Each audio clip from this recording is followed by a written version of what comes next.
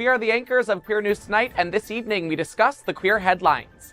Breaking news as Rachel Maddow's investigation exposes historical far-right efforts to discredit universities, linking fascist ideology to current political figures like J.D. Vance.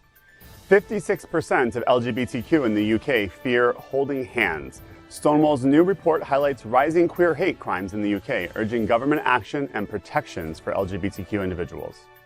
Jessica Norton faced suspension in a lawsuit after supporting her trans daughter's participation in volleyball. Robby Starbuck campaigns to end DEI programs, influencing big brands like Harley-Davidson, Toyota, and many others. In 1982, the CDC named AIDS, which led to a huge debate around the stigma attached to the disease. DeAngelis, an anti-LGBTQ+ advocate, admits past involvement in gay adult films. Good evening. Welcome to Queer News Tonight. This is the world's first and only LGBTQ+ daily evening television news, broadcasting live and available on demand on your favorite streaming channels. We are proud to announce that YouTube has recognized Queer News Tonight, certified by analytics company vidIQ, that we now have more than 9.5 million views. More than 500,000 of you have watched this show in the last 60 days. Thank you. It is Tuesday, October 1st, 2024. We are live and literally out of the closet and into the headlines. So many of your important stories we are going to tell this evening on Queer News Tonight.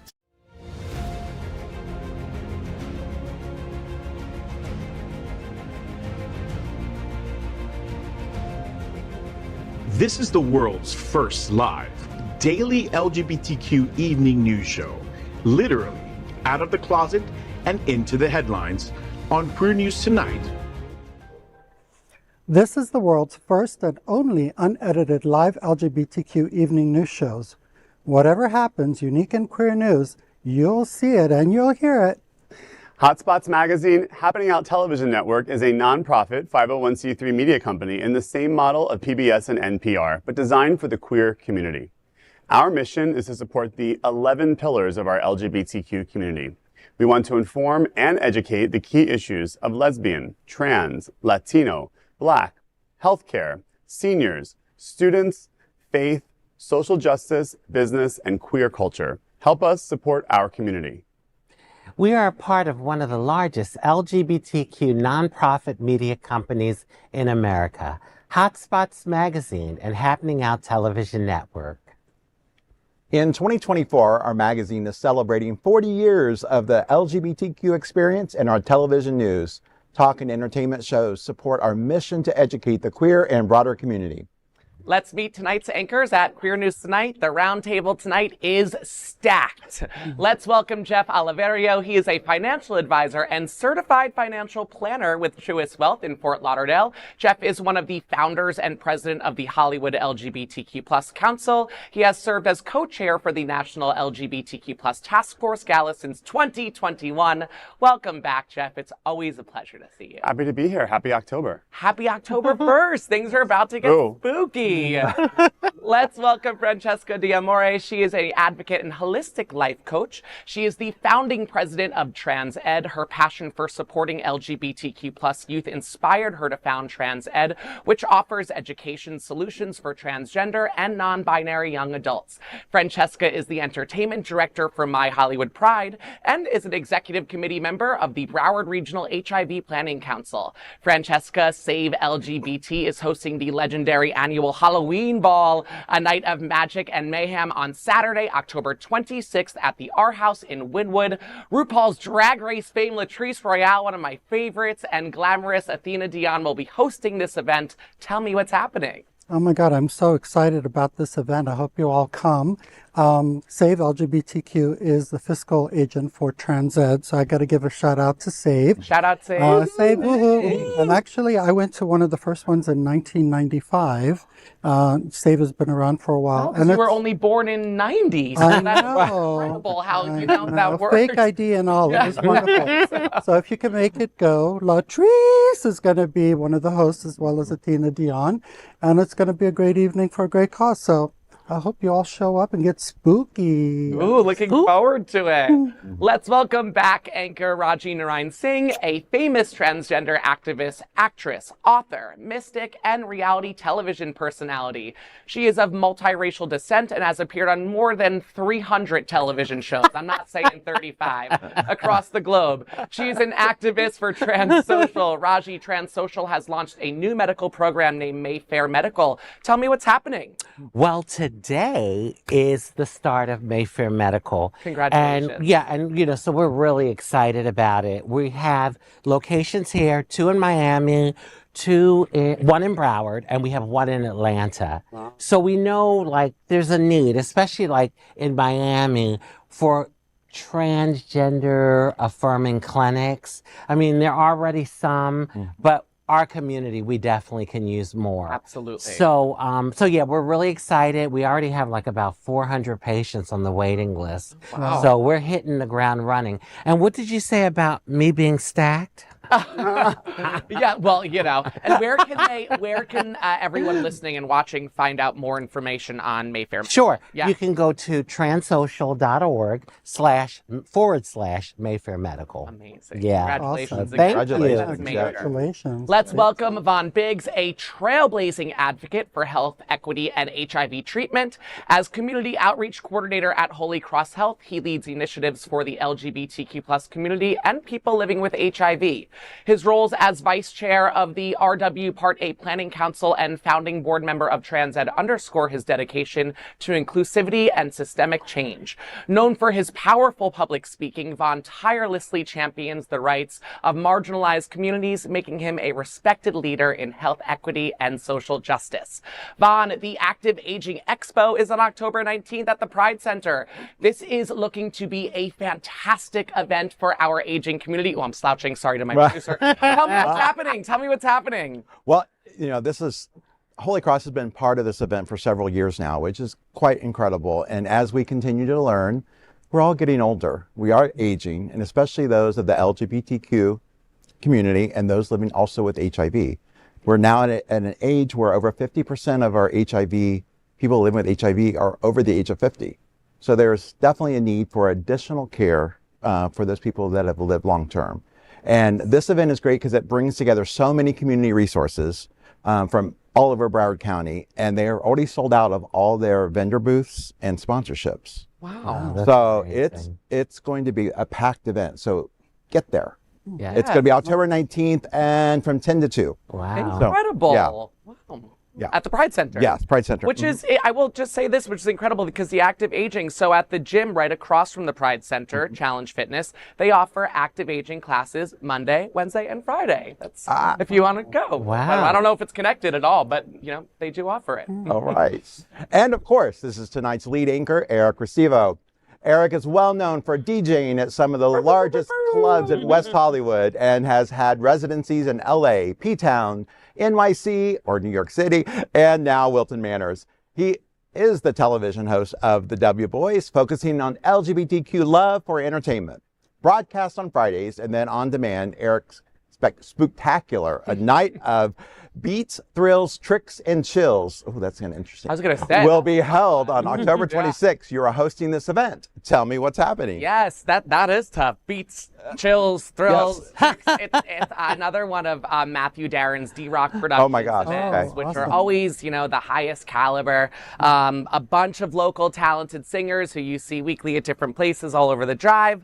It's at Hunter's. Doors are at 6 p.m. The show is at 7 p.m. I had the honor and pleasure of hosting with Faye Watt for his Pride Fantasia just last month. And now for this one, I'll be hosting just with him. So it's going to be a whole new take on a kind of Halloween cabaret interactive event at Hunters. But I don't think it conflicts with your event on the 26th. So people should be able to do both, by the way. We should be able to do both. Anyway, we are the reporters for Queer News Tonight. And this evening, we begin with the queer headlines. The LGBTQ plus community in South Florida and across America is diverse. Our community across the world is vast. And here are the bullet points of the queer news for Tuesday, October 1st, 2024. First, let's queer up breaking news. Rachel Maddow documents how J.D. Vance wants to end government, universities, and businesses. Queer News Tonight has reported extensively on some very radical positions Senator J.D. Vance has discussed, especially as it relates to LGBTQ+ civil and cultural rights. Rachel Maddow last night laid out a blistering indictment showing that before Vance ran for office, he supported radical ideology on LGBTQ+ and other cultural war issues, including advocating an extreme solution.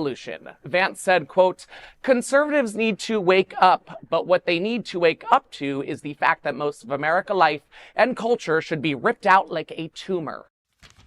Our leaders right now are so corrupt and so vile that if you assimilate into their culture, you're assimilating into like garbage liberal elite culture. You're not assimilating into traditional American culture.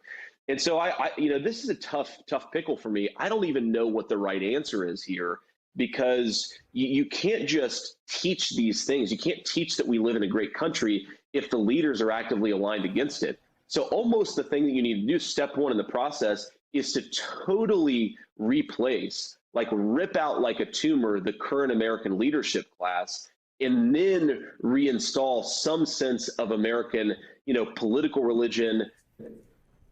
That's right. You just heard Vance say, install American political religion. End quote. Vance said this on the far-right Jack Murphy Live podcast on September 17th, 2021, before he entered political life. During the interview, Murphy gets excited about Vance's views, but asks how to accomplish it. Vance explains the source of his thoughts and ideology. You said something that I would like to zero down on. How do we effectively, quote, rip out the disgusting leadership class? Oh, man. Because let me expand on that just a second, because and I'm going to give you a little cover here, because it's not just, obviously elections, that's one thing. Okay. But unfortunately, this evil leadership class has already taken over all of our institutions. Current pipeline is to turn them into those people that we just called evil and disgusting. How do we, aside from elections, how do we rip out this leadership class? So these institutions are corrupted and rotted to the core. This elite ideology is everywhere and in all the things. What other options do we have besides voting them out, which we're seeing is ineffectual?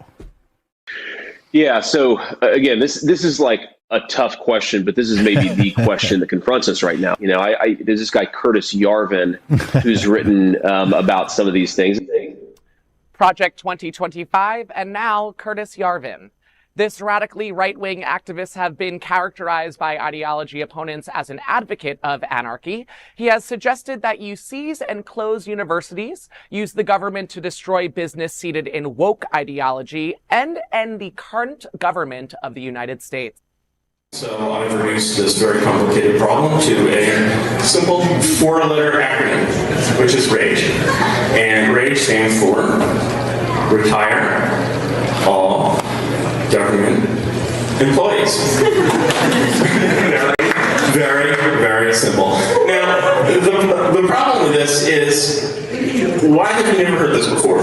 Why has no one ever suggested, let's just get rid of this thing? You have a government in Washington, you're either for it or against it. What is a government? A government is just a corporation which owns a country.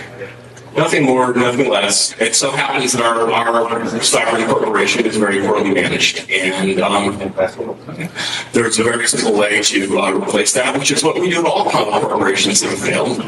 We simply delete them. We haven't been able to do that with our government for 2 years, so it's gotten a little bit stale. Quoting Yarvin, what is the government? It's just a corporation that runs the country. We should delete the U.S. government because it's stale, end quote. When Vance tries to answer Jack Murphy's question on ripping out the tumor in America, he suggests Curtis Yarvin has already considered the solution. The other thing about getting rid of your government is you can't just say, well, the limits of the government are the limits of the formal government. You have to say, well, what is the system actually? And it includes a lot of things that are called NGOs, things that are called universities, things that are funded by the state.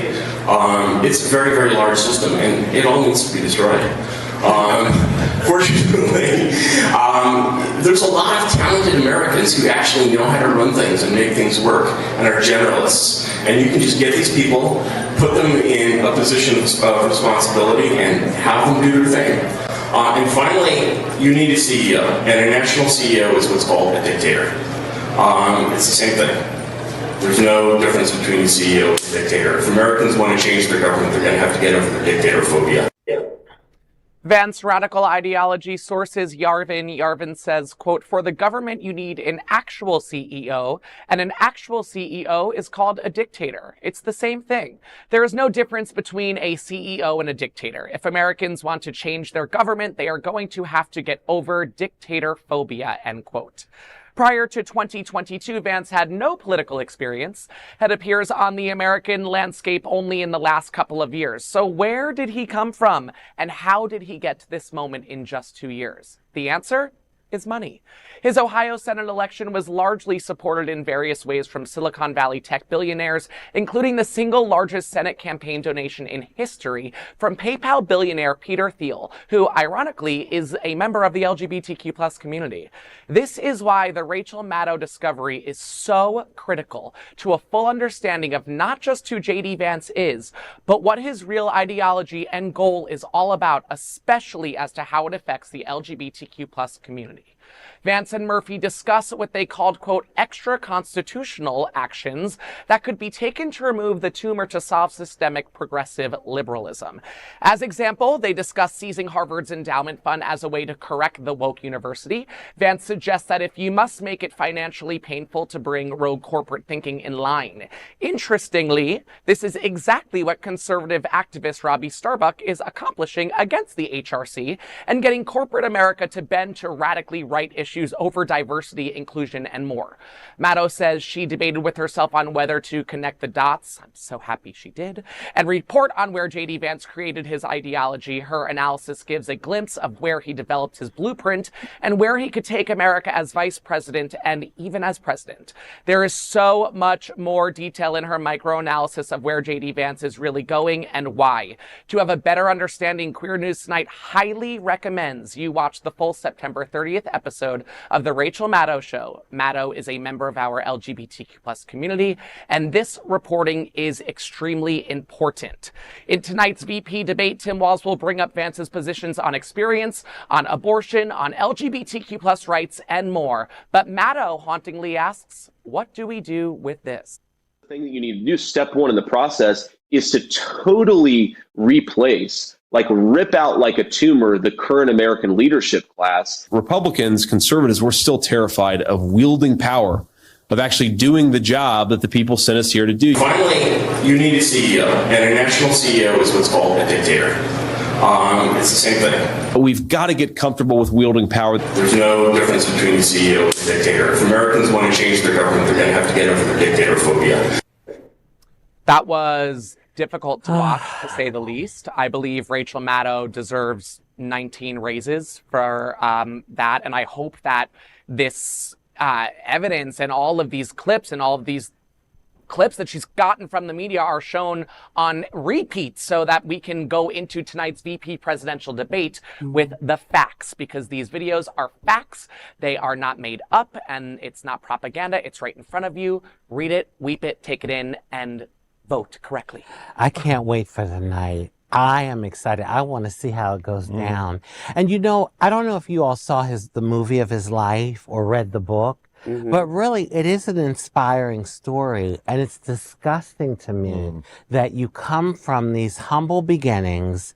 You know, he was a mountain person, right? No offense to mountain people, but, you know, living in poverty and, you know, dealing with a drug addict mother and all of that. So you struggle and achieve so much to become an absolute idiot. Right. Yes, exactly, an idiot. And a deplorable one.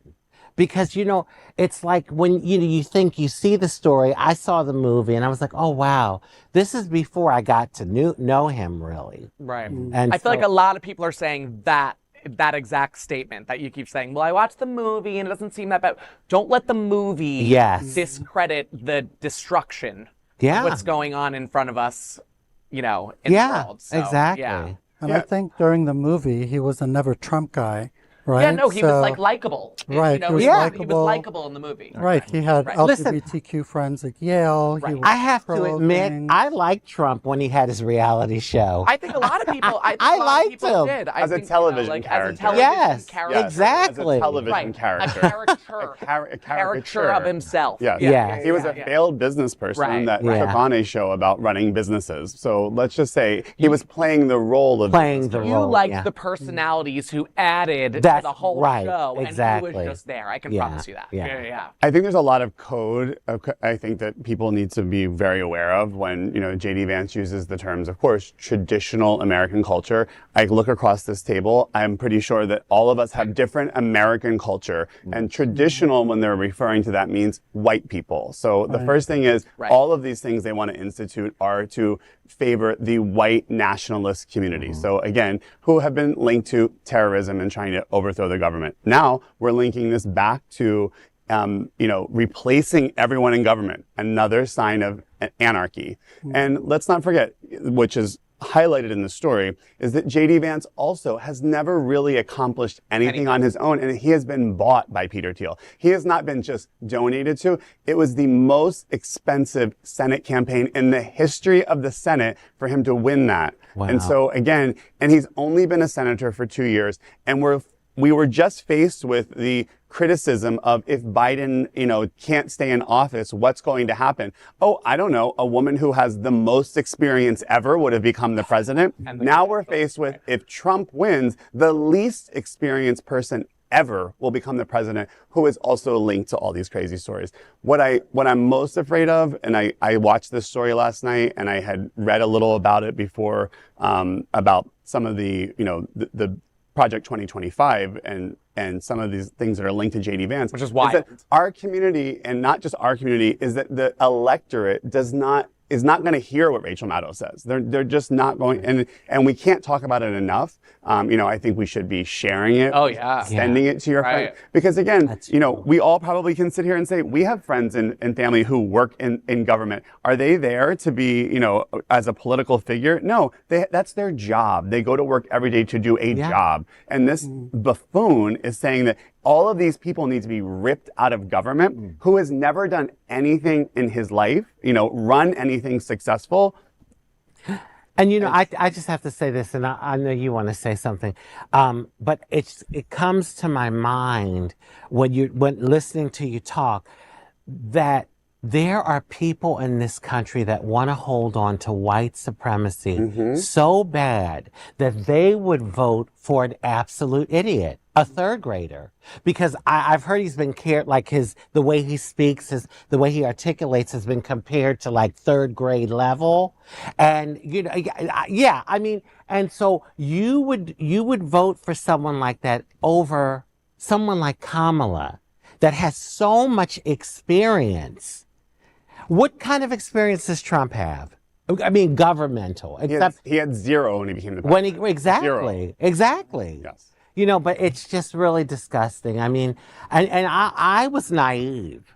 When Obama won, I really said to myself, I think this country's getting past race. But little did I know that was the thing that brought all the racist folks out that were in their corners and really got them out. And yeah. And I'm like, damn it. Like, we have one president of color and people are losing their mind? Right. I just want to see Kamala win because she'll be the first woman. We need a woman, okay? We've had men all along. We need a woman in there and of color. That's going to be historic. Anyway, Vaughn, I'm sorry. Oh, no, I'm just rolling my eyes. Oh. I love you. I love you for that. Politics. Anti-LGBTQ plus activist DeAngelis acknowledges gay adult film past amid criticism. Corey DeAngelis, a prominent anti-LGBTQ plus extremist and school choice advocate, has come under fire after his past involvement in gay adult films resurfaced online. DeAngelis, who has been vocal against queer inclusion in education, acknowledged his controversial history in a recent post on Twitter, stating, quote, "As an activist for parental rights and school choice, my passion is personal. Just like everyone else, I have made mistakes throughout my life, learn from those mistakes, use that as an opportunity to grow, and try to channel that experience into something positive." Cue the violins. "I was a victim of poor decisions and poor influences," end quote. DeAngelis publicly acknowledged his involvement in gay-themed adult films in the past. The revelation of his past performances under the alias Seth Rose has sparked criticism, with many accusing him of hypocrisy given his current anti-LGBTQ plus stance. DeAngelis has disappeared from social media following the news, but has now resurfaced, defending his actions as part of his personal growth. After this news, DeAngelis' roles at the American Federation for Children and the Cato Institute remain in question, with the former placing him on leave and removing references to him from their website.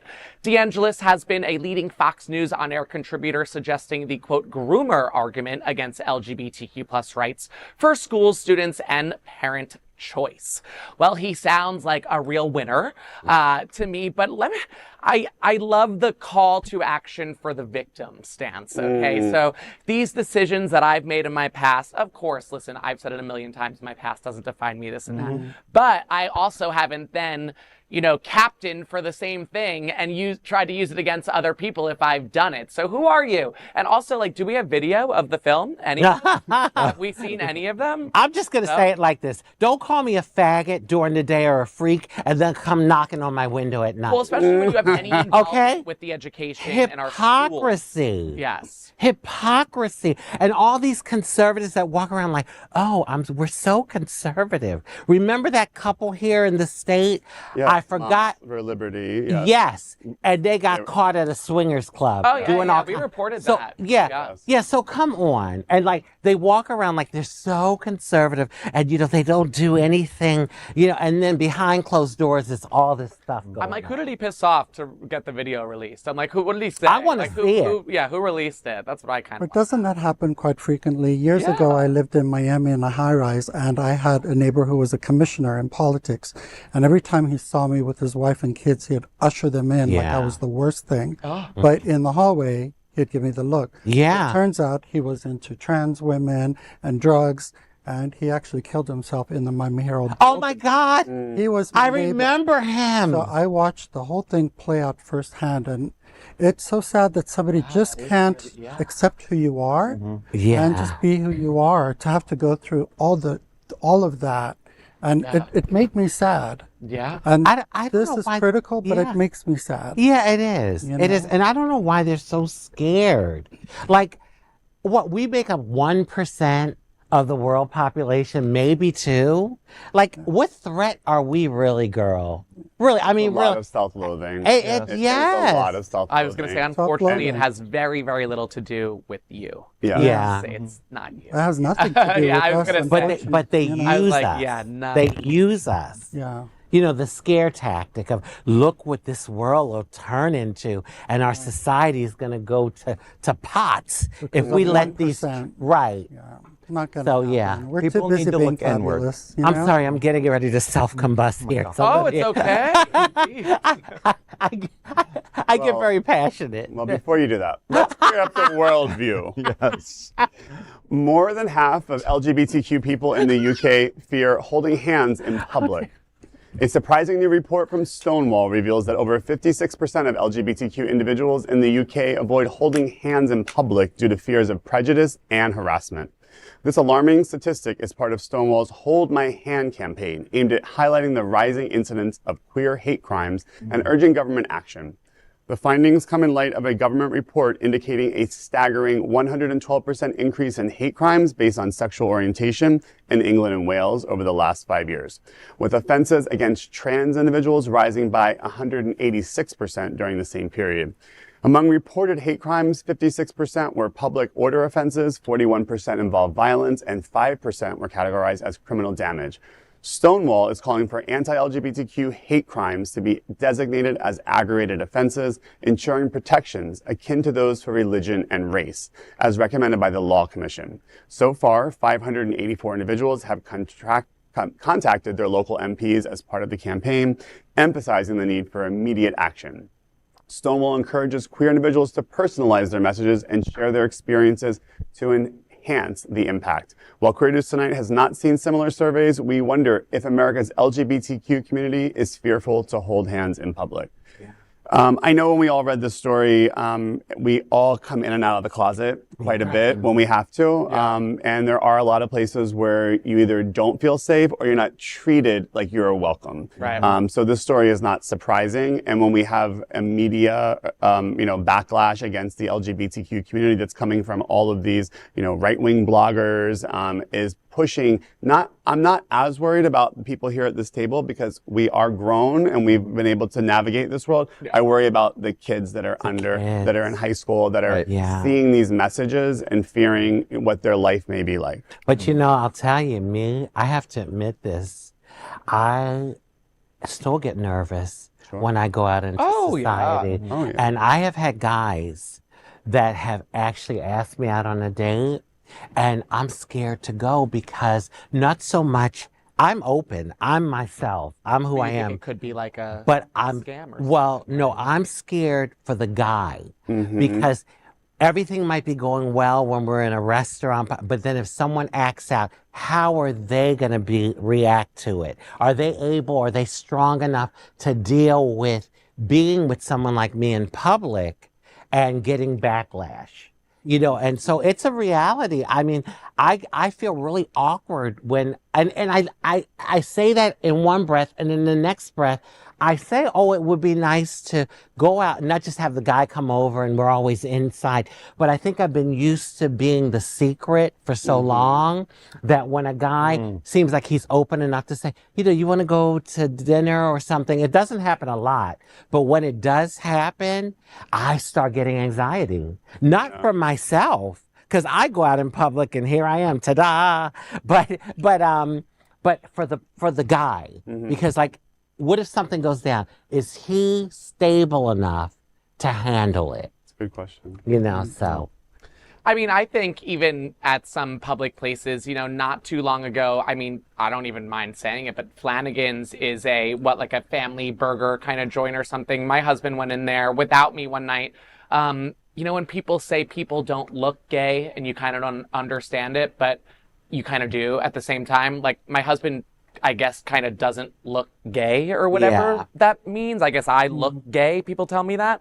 He didn't borrow but any he's of your just more clothes. masculine. I don't know. Yeah, But that's what it is. No crop top, sure. More masculine appearing. But he was sitting at the bar by himself, and these older white, hickey guys were drunk, I guess, and just started calling him a faggot. And it was out of nowhere. I mean, I wasn't even there with him. They just looked at him and thought, oh, that's a gay guy, and started going off on him. And no one at the Flanagan's in Navy did anything. Shame on you. Yeah. But the Broward County police officers escorted my husband to his truck, made all of those older guys stay in the restaurant so that he could leave and they couldn't see where he was going. So I applaud the police department. Absolutely. But it is very real. It's alive and well. We stay out on Wilton Drive. We go down to Miami Beach. We stay in these clubs till 3 a.m., and then you leave and you hit the streets. And maybe it's a 500 feet walk to your car, and maybe it's 2 blocks home. But you need to be more cautious. Everyone does. Yes. And whether you're straight, bi, gay, trans, not binary, blue, purple, I don't care. Just be safer. Just be more aware of your space. And isn't it sad that same-sex marriages are legal? Yes. And you can't hold your spouse's hand. I know. It's just scary. It's just sometimes walking out of here, I wouldn't feel not that we're in a bad area right now at all, but I think in a block I would remove my move your hand. And I hate that. I hate that. Yeah, that is so true. That's so true. It's legal, but you know the straight folks say if we kiss one another or hold hands that we're flaunting. Yeah.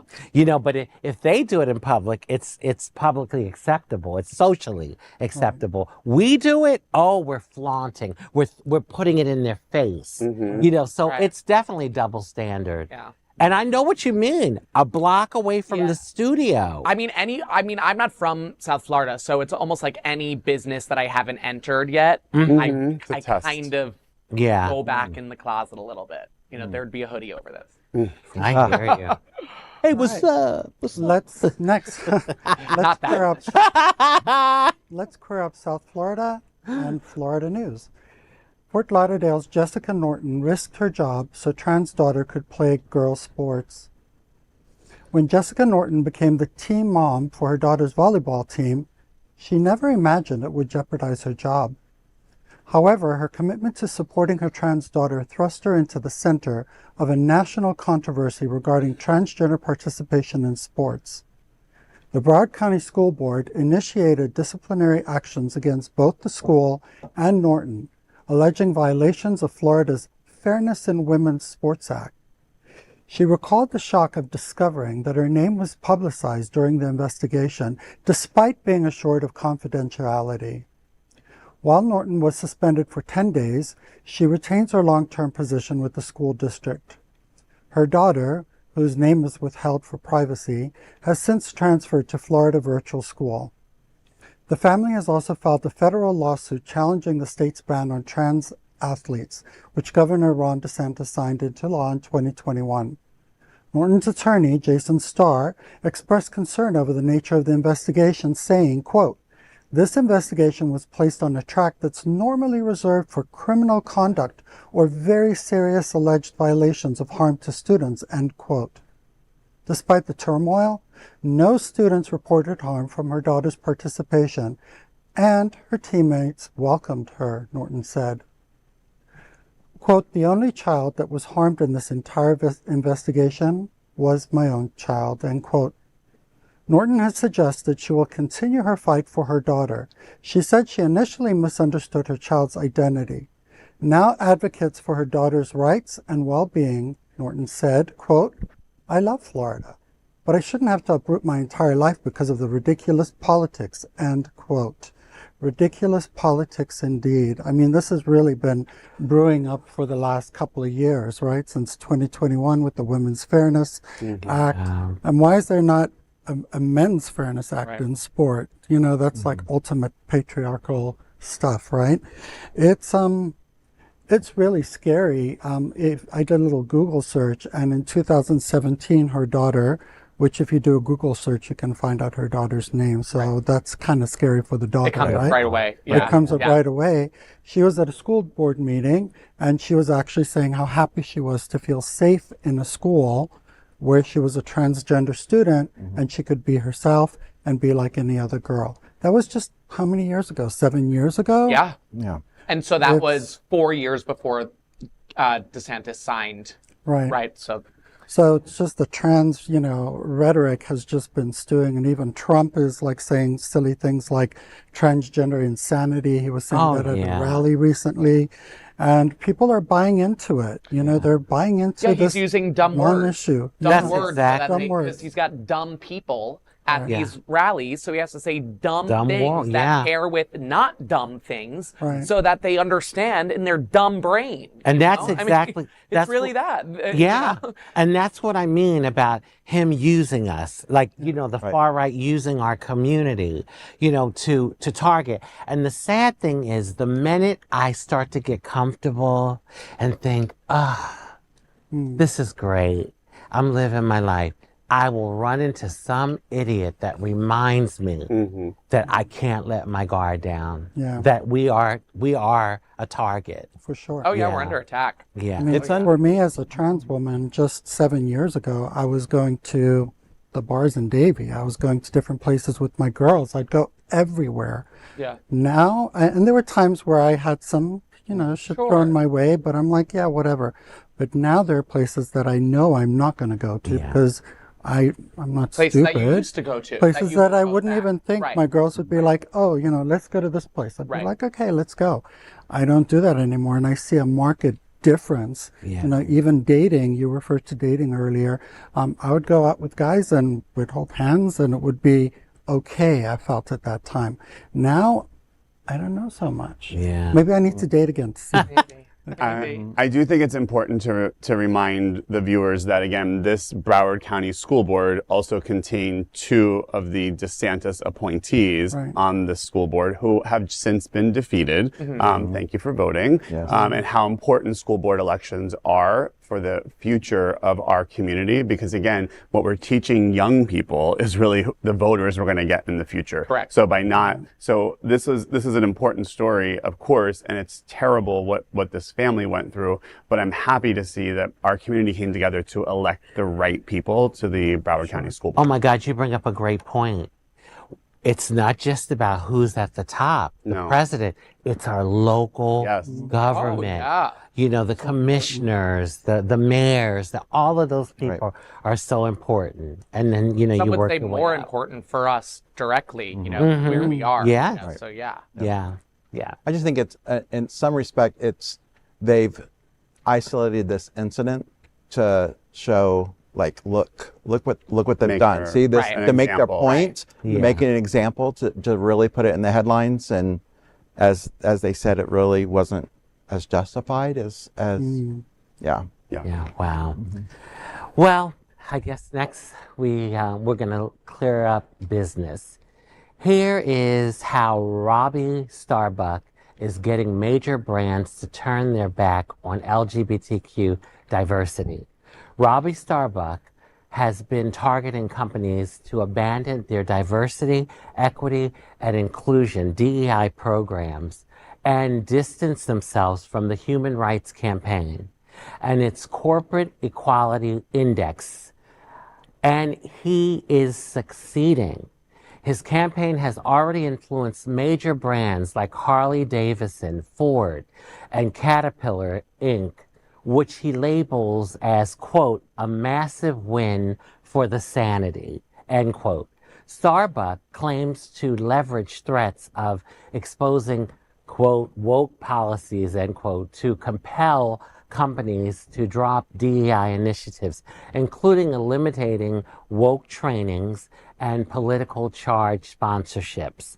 He boasts that corporate neutrality is now a trending goal among major corporations. Starbucks has recently gained notoriety for his anti-LGBTQ rhetoric, including accusing actress Megan Fox of child abuse for a photo of her son in a pink shirt. His documentary, The War on Children, which promotes right-wing conspiracies regarding the LGBTQ community, further fueled his visibility. Despite having fewer than 630,000 followers on Twitter, his anti-queer activism gained traction this year, pushing companies to forsake DEI programs, many of which are essential for fostering inclusive workplaces. Experts like Dr. M.K. Chin assert that companies' compliance with Starbucks demands often results from a lack of internal consensus on DEI initiatives. LGBTQ activists privately acknowledge the success that Starbucks is having. He represents a new advisory and attack to LGBTQ civil rights that has not yet been slowed. So, another one that's targeting. Another one. Yeah, another one that's targeting our community. And there was a quote he used, not neutral. Maybe you all will remember. I just read it, where he's trying to get like a neutral environment. I'm using the wrong Neutrality. word. Mm-hmm. Yeah, but neutrality. But it doesn't work in the world that we live in. Right. When you have people, people are born into their world, and this world is not equitable. It's not an equal opportunity world. It just isn't. Mm-hmm. And I think he's trying to make it like, oh yeah, we can just forget about, you know, people's rights if we would just come together and work. But shit happens, and we need to have programs in place in case I'm at a job and like I did for 7 years and couldn't use the bathroom at my job for 4. I sat at my desk every day for 8 hours holding my urine because I am trans and I would offend the women if I went into the ladies' room. So, you know, stuff like that. And, you know, we've come a long way. Thank God we have some rights, but I wouldn't put it past it backsliding. You know, we can't get comfortable. We really can't. No, we can't become complacent. And I think that's what started happening when all of these rights started happening for us. I think a lot of us became complacent. Maybe. We can never do that again, you know? I would never put the blame on the trans community for coming complacent with, you know, your rights being taken away.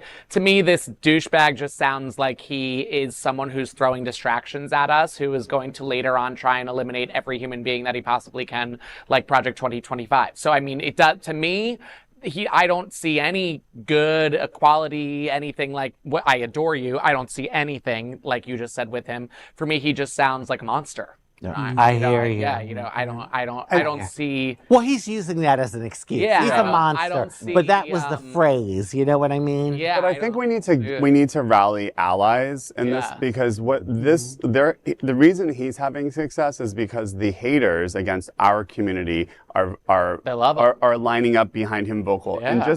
And the LGBTQ community, who is a smaller portion of the population, we need allies to say, we're not happy that Ford is ending DEI programs. Yes. And for instance, it's Hispanic Heritage Month. You know, my company is celebrating it, celebrating on every news channel. Yes. I don't hear them coming out and saying, let's end Hispanic Heritage Month because they need Hispanic voters, or let's end Asian American, you know, Heritage Month. It's just Pride Month, LGBTQ people, trans people. It is just aimed at our community. It's not DEI efforts in general. Yeah. It's just, it's not, you know, celebrating Americans with disabilities. Right. I mean, we have, those are all DEI efforts that didn't exist before. So let's be real. It's just against us. And we need our allies because, again, they're going to come for us. You're going to be next about something that you believe in. It could be your religion. It could be something else. Yeah. We need allies to support us. The phrase I was referring to was corporate neutrality. Yes. Corporate neutrality. He was using that. He's using that to just be a monster. But that's what he's, you know, using. Yeah, he's using an old school tactic that has maybe worked in the past in other workplaces to try and attack a certain group of people. In now 2024. And he's, you know, whatever. And I like what you had also said about LGBTQ as a whole, coming together and not being complacent and moving things forward. And our allies are such an important part. I know I have allies in my life that have been amazing. More using and they platforms. do. And they do. So we have to make sure that we get our allies up front and center, and that you represent me and I represent you, and vice versa. We're all in this together. We need to make a stand together. Girl, and you know what? We have to yell that to the mountaintops. Yeah. Because even within our own LGBTQ community, some groups think, well, we got our rights. Right. You know, this isn't really affecting us. You trans people, you know, y'all are on your own. I go out into Wilton Manors. I get it from, you know, some of the gay men in the community. I do too. This attitude like, what are you doing here? I do too. And but thank God we have a lot of gay men in our community and lesbian women that do support us. Absolutely. You know, they do. But I've been feeling it, like the temperature has changed We'll never a let little. them catch me out with you, honey. I'll go off, please. Oh yeah. Please. Yeah, and Pull my unfortunately, earrings. I got you. Oh yes, baby. I knew I loved you. Please, I'm gonna- I knew I loved you. All right, next, let's queer social justice. How HIV/AIDS got its name with the origins of the stigma and religious language. On September 24th, 1982, the Centers for Disease Control and Prevention officially named the condition AIDS, acquired immunodeficiency syndrome. Over a year after the initial cases emerged, early discussions around AIDS were rife with confusion about its causes and transmission, significantly influencing societal perceptions and stigma surrounding the disease. The term AIDS was pivotal in how societal viewed the epidemic. While conservative Christian figures like Reverend Jerry Falwell branded it as, quote, God's punishment for sexual immorality, activists pushed for terminology that emphasized humanity. They advocated for, quote, people living with HIV, end quote, rather than AIDS victims, highlighting their dignity and existence beyond illness. Historian Jennifer Breer notes that the disease's early association with the LGBTQ community was crucial, although scientists later established that HIV circulated among various groups before 1981. Early media labeled it as, quote, gay cancer, or, quote, gay pneumonia, end quote. The CDC's adoption of the term AIDS aimed to encompass all affected groups, including heterosexuals. But the stigma against the LGBTQ community lingered. During the 1980s, the Christian right viewed AIDS through a moral lens, equating with a decline of societal values. This perception often dominated public health discussions, impacting policy. President Reagan's administration faced tension between conservative advisors advocating abstinence and Surgeon General C. Everett Koop, who promoted comprehensive sex education and prevention strategies. Many queer and feminist religions leaders emerged, actively working to dismantle stigma and advocating for justice among marginalized populations. Today, AIDS is viewed through a broader lens, with a better understanding of its scientific aspect and social implications. I have a lot of comments, so let me get my glasses. I'm ready to read. LGBTQ still remains the highest stigmatized, against HIV and AIDS. And obviously we talk more about HIV today than we do AIDS, because back in the 80s, AIDS diagnosis, even back then, if people are living today and they were diagnosed with AIDS, today they still have that label, even if they're undetectable. Yeah. So even though they were labeled an AIDS patient at one point, they are still labeled that today. But do they get the benefits of the people that went on disability that were diagnosed with AIDS? No, they do not, because they can be undetectable. So laws need to change and reflect to that. Also, another term that was also coined, which wasn't, I went and researched the story, was GRID. I don't know if some of you are familiar with GRID, which is called gay-related immune deficiency. And that was coined before AIDS was used. So, obviously there's a lot of stigma surrounding the LGBTQ community, but the epicenter of the AIDS epidemic by the 90s was the sub-Saharan Africa. Yeah. Yes, not New York, not San Francisco, and they not the United States. A lot of them were straight people getting it. Yeah. So. But for whatever reason, I guess our community got hit hard here in America. So it was the gay disease. Right. I remember sitting at the table. I was in high school, eating dinner. My father had the evening news on. It was either Walter Cronkite or Peter Jennings. And it came up, the story came up, and I almost choked because they were talking about this mysterious disease that was affecting gay men. And by then I knew that I was gay. I hadn't connected that I was trans yet, but I knew I was gay.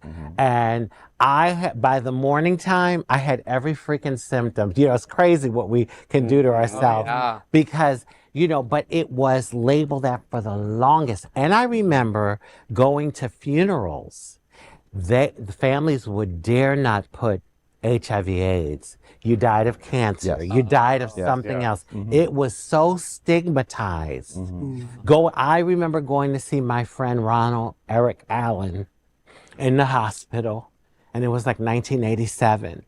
And they had them like quarantined, and like just the attitudes of the nurses, because at that time people didn't know. We really didn't have much information on it, so the healthcare people were scared, and you could feel the energy. It was like almost like they were leopards, And we've come a long way, thank God. Thank God. But yeah, our community took a big hit, and I'm going to dare to say this.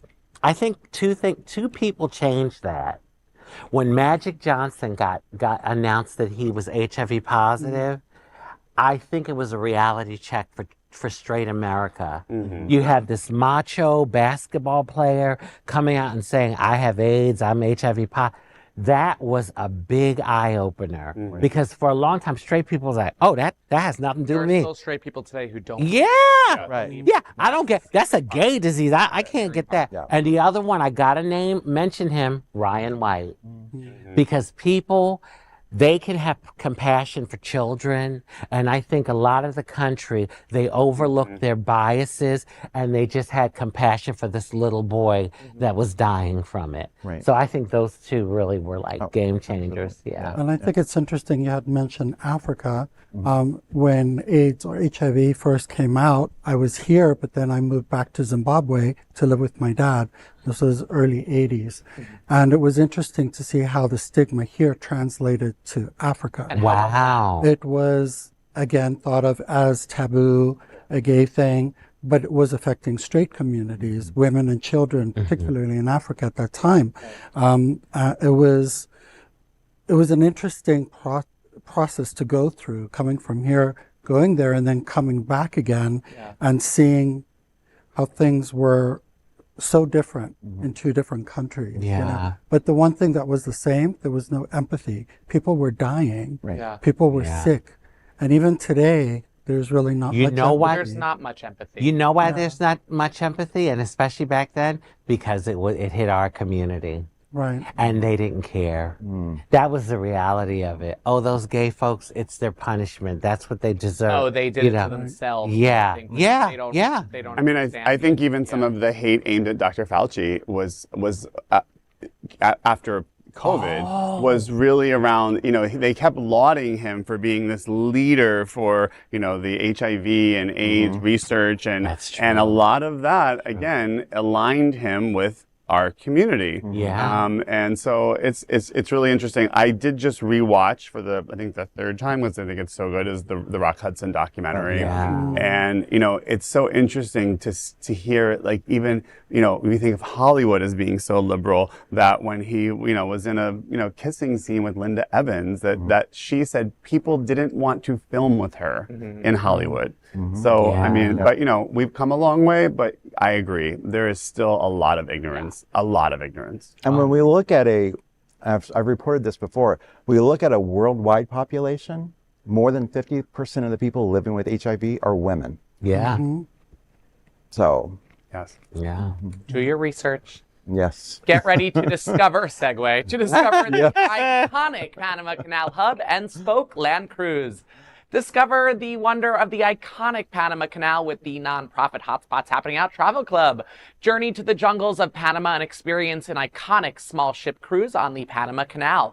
You enjoy sailing through the locks on the canal that is from the Atlantic to the Pacific. Your week features day trips including cosmopolitan Panama City, the jungles of Gamboa, and so much more. Book the trip today at happeningout.travel, supporting our non-profit mission for the LGBTQ+.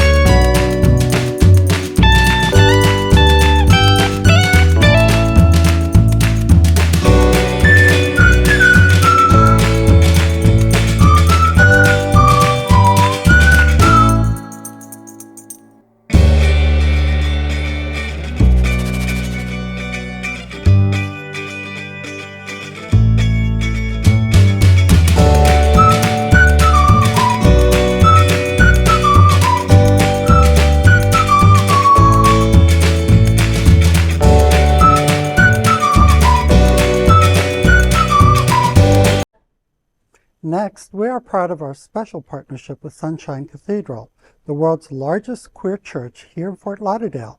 Supporting that partnership, we are broadcasting from our permanent set here at Sunshine Cathedral at the Happening Out television studios. We broadcast Sunshine Cathedral Sunday International Service at 10:30 a.m.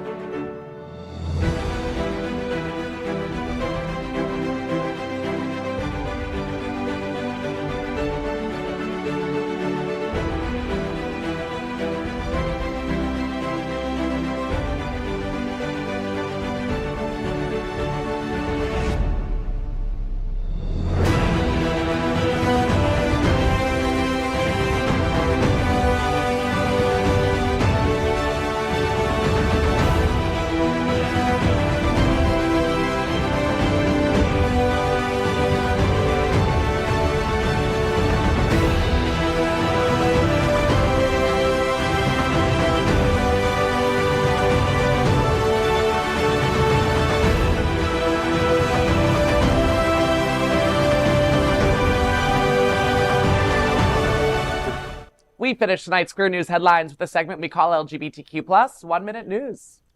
LGBTQ+ 1 Minute News. Let's queer up gay culture. Gay Christmas begins. LGBTQ+ celebrates Halloween with Zest. It's October 1st, and Christmas is not a day, it's an entire month. And I want to say 2 months. And it's not in December. Halloween holds special importance for the LGBTQ community. It's a time of self-expression, joy, and freedom, where creativity flourishes. Across the country, various queer events are scheduled, setting the tone for the festive season, which sets for the perfect tone for the gay Christmas. Different events are held across the country every year. This year, the community can enjoy Queer and Spooky, a gay Ridge Halloween party on October 25th at Sunset Stoop in Brooklyn. That same day, the Halloween party for LGBTQ+ youth will light up Sherman Oaks, California, while Pure After Dark heats up club play in Tampa from October 18th to the 20th. Gals weekend. I'm going to say ghouls, gals, guys. Yeah, Halloween edition will be celebrated in South Florida and Eden, Tampa. Queer Halloween party will be held on October 26th, and Mad Chiller, among other events. West Hollywood is iconic, as is the New York City Halloween Parade in the Village. Finally, the grand culmination will be Wicked Manners. A Wilton Drive closes on October 31st for tens of thousands to be welcomed to America's greatest LGBTQ+ Halloween party. For the LGBTQ+ community, Halloween is more than costumes and candy. It's a celebration of identity and inclusion. Let us know if you know of any other queer Halloween event that we must attend. So, I'm ready. Can you tell? No. I always have to plug our local Hollyweird in downtown Hollywood, where we are as queer as we want to be in Hollywood. Would you say, Franchesca? The queerest. Hollyweird. Come to downtown Hollywood. You can be as weird as you want. Yes. For sure. And a few days before Halloween, come the Spooktacular at Hunters on the 26th. We're here for it. I'll just say I have been going to Wicked Manners for like a number of years. And about a few years ago, I went out and I didn't feel like dressing up. I went like myself. So a family's walking by me and the woman's like, "Oh my God, I love your costume." And I'm thinking, honey, this is me every day.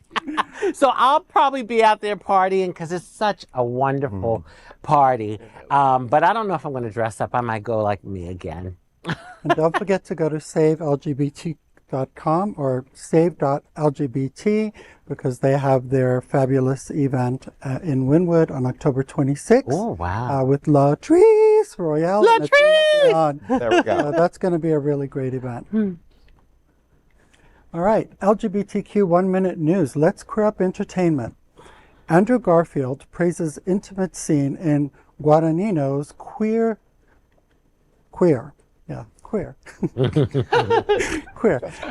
Just queer. Andrew Garfield has revealed his admiration for a particularly intimate scene in Luca Guadagnino's upcoming film, Queer. In a recent interview with The Hollywood Reporter, the Oscar-nominated actor spoke about queer stars Daniel Craig and Drew Starkey. He said, quote, He's only shown me one blowjob scene, which I thought was so genuinely beautiful. Like it was such a beautiful love scene between Daniel and Drew, and it's just so tender and full of longing, end quote. That sounds like fun. You heard Spider-Man, right? Garfield's excitement for Queer adds to the anticipation surrounding the film, which explores themes of queer love and desire in 1940s Mexico. Wow. You know, blowjobs are beautiful, especially after the gym. Always great. There we go. Oh my God. Holy blowjob, Batman. Holy blood. Can't wait to see it. Batman. LGBTQ plus 1 minute news. Let's queer up politics. California Senator Scott Wiener is a leather daddy at Folsom Street Fair. California Senator Scott Wiener has been a champion for LGBTQ plus rights, healthcare, and climate action since 2016.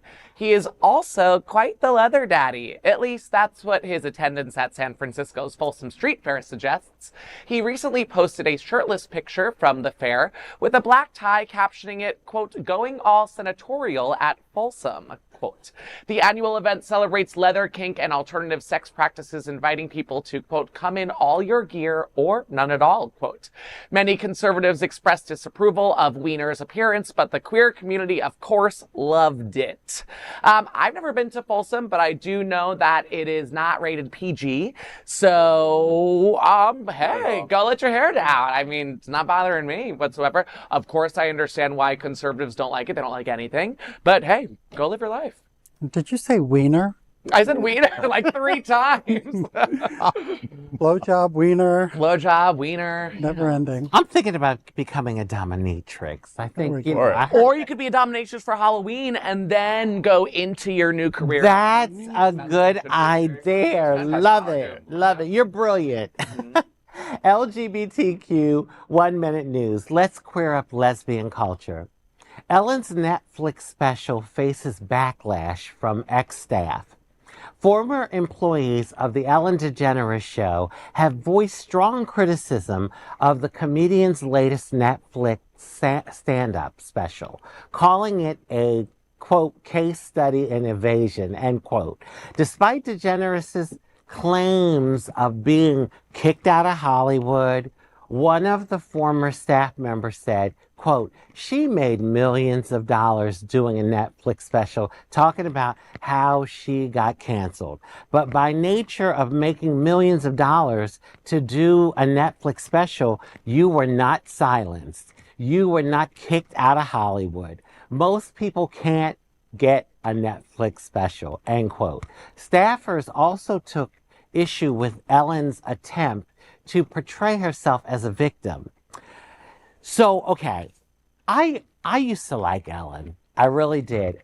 Remember when she had her sitcom and she came out as gay, and then there was some backlash for a while, and she was kind of like kicked out of Hollywood, or like I got blackballed a little bit. Then she got her talk show, and like through the years, I wasn't a regular viewer, but through the years I would click on it, and she really like featured a lot of people, and she treated people good. But I noticed like towards the end of the show, when her show was ending, all this stuff comes out.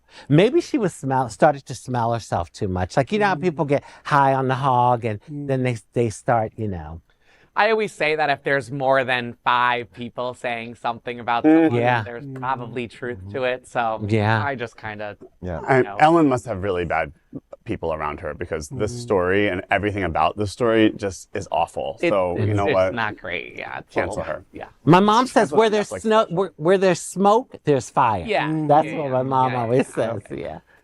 LGBTQ 1 minute news. Let's queer up Latino culture. Bad Bunny, a queer icon in Latin music. On the occasion of the ongoing Hispanic Heritage Month, Queer News Tonight shines a spotlight on a Puerto Rican rapper and singer, Bad Bunny. He is a beloved queer-adjacent artist. His Grammy-nominated Un Verano Sin Ti broke records, while his gender-bending fashion and queer-affirming actions, like his kiss during MTV Video Music Awards, defy toxic machismo. Ooh.